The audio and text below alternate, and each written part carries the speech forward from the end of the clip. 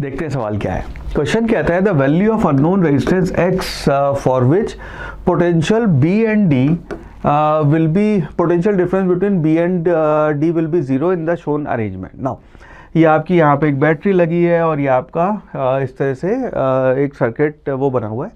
ना अपने को चाहिए कि ये D और ये B जो है इनके बीच पोटेंशियल जीरो हो, पोटेंशियल डिफरेंस इनके बीच जीरो हो, तो ये आपका बैलेंस व्हीटस्टोन ब्रिज की कंडीशन बन जाएगी।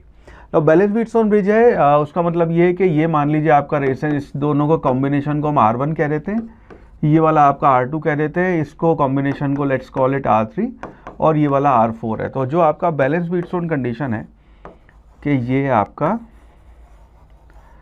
ये बैटरी से कनेक्टेड है ऐसे, और ये आपका सिनेरियो है कि इसको हमने कहा R1, ये आपका R2, ये आपका R3, ये आपका R4, और यहाँ पे पोटेंशियल ये B और ये D जो है आपके पॉइंट्स B और D, इनके बीच पोटेंशियल डिफरेंस जीरो है, यानी कि इस ब्रांच में करंट नहीं जाएगा। एनीवे यहाँ पे अपने को ब्रांच बनाई भी नहीं हुई है, तो इसका मतलब है कि दिस डिवाइडेड बाय दिस और दिस डिवाइड बाय दिस, या फिर हम इसको ये कह सकते हैं कि R1 क्रॉस मल्टीप्लाई कर दें तो R1 multiplied by R4 should be equal to R2 multiplied by R3। ये आपकी कंडीशन सेटिस्फाई होनी चाहिए।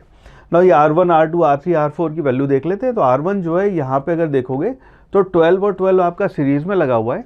12 और 12 सीरीज़ में, इसका मतलब ये हो गया आपका 24 पैरेलल लगा हुआ है, और ये आपका 24 पैरेलल, यानी कि इसकी वैल्यू हो गई आपकी 12 ओम। ये वाला है आपका 1 और 1 आपके पैरेलल में लगे हुए हैं, 1 और 1 पैरेलल में, इसका मतलब है इसकी वैल्यू हो गई आपकी 1/2 ओम।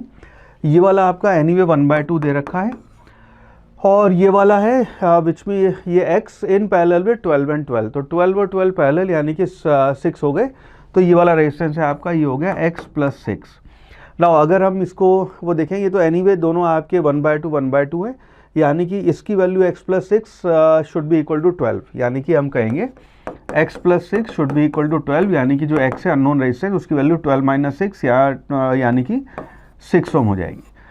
सो 6 ohm, that means option A that should be the right answer. Again ये सवाल अगर आपने सर्किट सॉल्व करने की इनफ प्रैक्टिस कर रखी है तो ये फटाफट हो जाते हैं। देयर आर टाइम स्टूडेंट्स कहते हैं सर आपने कैसे ये हवा में कर दिया ऐसे, तो इसके लिए थोड़ी सी प्रैक्टिस चाहिए, और ये सवाल मुश्किल कतई नहीं होते हैं। थोड़ी सी प्रैक्टिस करेंगे तो फटाफट ये भी, ये मैंने तो यहाँ सर्किट दोबारा ड्रॉ किया, आपको कई बार ये करने की भी ज़रूरत नहीं है, डायरेक्ट यहाँ पे देख के ये करके वो हो जाएंगे। बस थोड़ी सी प्रैक्टिस है जो हमें करने की ज़रूरत है, ठीक है। So for this particular question option A 6 ohm that would be the right answer.